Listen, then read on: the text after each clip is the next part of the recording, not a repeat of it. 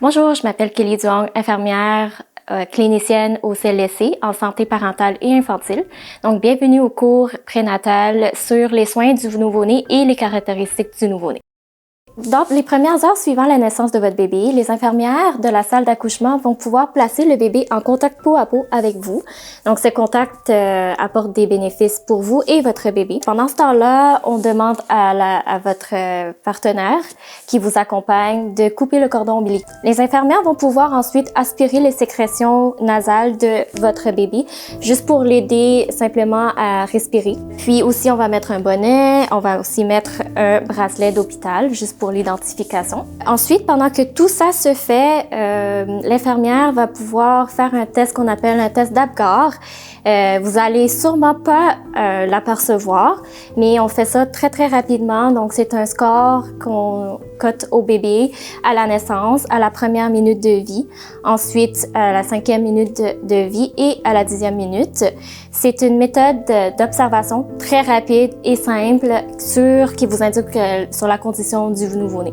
Donc, dans le fond, les 5 éléments qu'on évalue, c'est la respiration du bébé, le rythme cardiaque, la réactivité de votre bébé, la coloration de la peau et le tonus musculaire, donc voir s'il bouge ou s'il réagit bien. Je sais que vous voulez connaître le poids, la taille de votre bébé, donc tout ça peut se faire après le contact peau à peau. On veut essayer de vraiment maximiser le contact avec vous le plus possible pendant 1 heure sans interruption si votre santé et si celui de votre bébé le permet. Donc le poids, la taille, le périmètre crânien ainsi que l'examen physique rapidement, puis les signes vitaux se font après le contact peau à peau, dépendamment des centres hospitaliers. Soit cela se fait pendant à la salle d'accouchement ou après quand vous allez être transféré en unité postpartum. L'administration du vitamine K, on le fait aussi également, c'est en voie intramusculaire, donc c'est une vitamine qu'on administre pour éviter que le bébé fasse une hémorragie.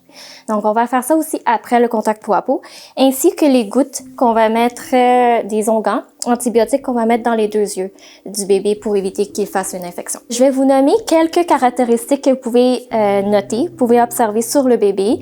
Donc à la naissance, le bébé pourrait avoir un visage enflé, donc ça c'est normal, ça c'est dû aussi des fois à l'administration des liquides pendant que vous accouchez, des fois aussi c'est dû quand il est resté un peu plus longtemps dans le canal vaginal. Donc aussi, il pourrait avoir un modelage de la tête, donc une tête en forme de cône, donc un petit peu plus allongée vers l'arrière, ou un petit boss, donc un petit boss sur le côté. Donc ça aussi, ça dépend, tout dépendamment du travail prolongé de la maman, dépendamment de la position du bébé dans le canal. Donc c'est très normal. Si jamais ça arrive, ce modelage part en quelques jours, quelques semaines, puis il n'y a rien vraiment à s'inquiéter. Le bébé aussi pourrait avoir du milium qu'on appelle, c'est des petits boutons graisseux blancs qui se trouvent plutôt au niveau du front, le nez, menton ou les joues. Donc ces boutons-là disparaissent en quelques jours. C'est tout à fait normal. Remarquez que le bébé louche un peu des yeux. Donc ça arrive pas à tous les bébés, mais si vous remarquez que le bébé a les yeux croches, il commence à loucher un peu, c'est complètement normal. À ce stade-là, le bébé est encore jeune, donc les nerfs optiques sont pas stables. Le bébé n'est pas capable de faire un gros focus, donc c'est pourquoi il louche. Ça disparaît en quelques temps, quelques mois. Puis si jamais vous êtes très inquiet pour les yeux du bébé, vous pouvez toujours en parler avec votre médecin ou le pédiatre. Les pieds et les mains du bébé peuvent être un peu bleutés ou pâles. Donc ça, c'est très normal. C'est parce que la circulation du bébé n'est pas établie à 100%. Les mains peuvent être un petit peu plus froides.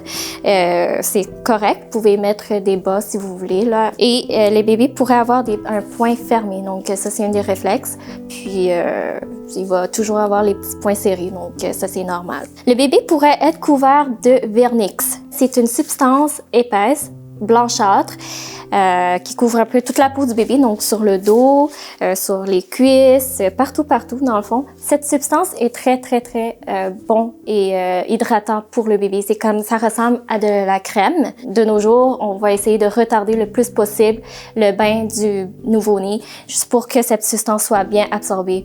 Et ça contient des propriétés hydratantes et des antioxydants. Donc, c'est super important de le laisser sur le bébé. C'est normalement absorbé en quelques heures ou en quelques jours. Donc, voilà, c'est super bon pour lui. Vous pouvez remarquer que le bébé est un peu plus poilu. Donc, ça, c'est très, très normal aussi. Il peut avoir un petit peu de duvet sur le dos, les épaules. Donc, les poils, normalement, tombent en quelques jours. Il n'y a pas vraiment de soins en particulier à faire, juste simplement laver votre bébé normalement. Le bébé pourrait avoir la peau sèche, surtout aux alentours des mains, des poignets, au niveau des pieds, donc aussi au niveau du thorax, près du nombril. Donc, c'est correct. Juste laver votre bébé simplement avec de l'eau. Pas de savon parfumé, rien de agressant pour lui. Donc, vous pouvez essayer de mettre de la crème aussi, mais hydratante et non parfumée. Les bébés pourraient avoir des petites taches de naissance, surtout au niveau du coccyx, dans les jambes, dans les épaules. Donc, ça on appelle ça des taches mongoloïdes. Donc, c'est des taches de naissance grisâtres, bleues un peu. Puis, il n'y a rien à s'inquiéter, il n'y a pas vraiment rien à faire. Ça va partir au fil des années. Le bébé pourrait avoir de la jaunisse aussi quelques jours après la naissance. Donc, la jaunisse est aussi appelée ictère. Elle est la cause de coloration jaunâtre dans les blancs des yeux et sur la peau du bébé. Elle est due à une accumulation de pigments orangés dans le sang qui est appelée bilirubine. Chez le bébé né à terme, la jaunisse commence généralement à l'âge de 2-3 jours de vie et atteint son pic à l'âge de 3 à 5 jours. La bilirubine est généralement éliminée en grande partie dans les selles et puis c'est augmenté lorsque le bébé ne boit pas assez ou donc s'il ne boit pas assez, il ne élimine pas bien. Donc c'est augmenté dans ce cas-là. La jaunisse augmente la somnolence aussi au bébé. Donc s'il ne boit pas et s'il ne boit pas assez régulièrement, il ne boit pas assez. Donc il élimine pas, la jaunisse augmente. Donc ça pourrait être inquiétant. Par contre, ce n'est pas inquiétant et ne nécessite pas de traitement si le bébé boit bien, il fait bien ses selles et ses urines, et puis qu'il se réveille environ à chaque 2-3 heures pour boire. Donc, d'où l'importance pour les mamans et les parents de vraiment réveiller le bébé s'il ne se réveille pas aux 3 heures. Donc, très important de l'alimenter entre 8 à 12 fois par 24 heures pour éviter que la jaunisse augmente et bien surveiller les éliminations du bébé. Aussi, puisque la somnolence peut arriver, donc ne surtout pas surhabiller le bébé. Donc, on sait que quand on habille trop, comme nous, comme les adultes, quand on est très bien habillé, quand on est trop au chaud, bon, on a tendance à dormir plus. Donc, c'est le même principe pour le bébé. On ne veut pas que le bébé dorme plus. Donc, le contraire, si vous voyez que le bébé est très somnolent, il suffit simplement de le réveiller, de le stimuler, de le déshabiller, changer la couche du bébé ou simplement quand il est au sein, de vraiment le chatouiller, de le caresser pour le réveiller. Ainsi que faire la compression du sein juste pour le réveiller un petit peu et l'inciter à continuer à boire. Pour les organes génitaux du bébé, donc chez la petite fille, c'est sûr que vous pouvez remarquer des petites sécrétions blanchâtres. C'est très normal. Il suffit simplement de les nettoyer de l'avant vers l'arrière. Les lèvres peuvent être gonflées un peu, donc ça aussi c'est normal. Il n'y a rien à faire. Simplement nettoyer, pas frotter, surtout pas frotter le bébé. Elle pourrait avoir, chez la petite fille, des petites menstruations qu'on appelle pseudo-menstruations. Donc, si cela arrive, c'est des petits saignements qu'on retrouve comme des menstruations chez la femme, mais en plus petite quantité, puis ça disparaît généralement en quelques jours. Chez le petit garçon, les scrotums peuvent être un petit peu enflés, puis violacés. Donc, c'est normal aussi. Chez le garçon, attention, si vous nettoyez le petit garçon, simplement ne pas baisser la prépuce, nettoyer telle qu'elle avec de l'eau. Donc, pour les fesses, chez le garçon tel que chez la fille, vraiment bien nettoyer avec de l'eau, simplement l'eau tiède et une des barbouillettes. Ne frottez pas. Et si vous le désirez, vous pouvez mettre de la crème aussi pour protéger les fesses du bébé. Pour le cordon ombilical, vous allez voir que dès qu'on va couper le cordon, il va y avoir une petite pince qui va rester. Okay? Donc, c'est important de le laisser à l'air, intact. Pas besoin de faire des soins trop compliqués. Simplement vraiment nettoyer avec de l'eau tiède, un tige monté, là, un coton-tige. Bien nettoyer au pourtour du nombril. et bien prendre un autre coton-tige et bien le sécher. Donc, l'important, c'est que ce soit sec pour pas que les bactéries viennent coller dessus. Donc, quand c'est humide, c'est sûr que les bactéries sont attirées, donc ils veulent venir faire des infections. Donc, gardez au sec. De toute façon, à l'hôpital, on va vous montrer, si c'est pas à l'hôpital, c'est au CLSC, on va vous montrer comment faire les soins si vous êtes pas à l'aise. Quand ça va tomber, généralement, après quelques jours, ça peut saigner, il peut y avoir un petit peu de saignement. Ne paniquez surtout pas. Nettoyer vraiment, continuer à nettoyer avec un coton-tige bien séché et puis observer les signes d'infection. Donc, ce qui est rougeur, ce qui est enflure, ce qui est écoulement, qui sent pas bon, jaunâtre, verdâtre. Donc, ça, c'est des signes d'infection. Il faut consulter un médecin. L'infirmière de l'hôpital va calculer le pourcentage de perte de poids de bébé de la naissance au congé de l'hôpital.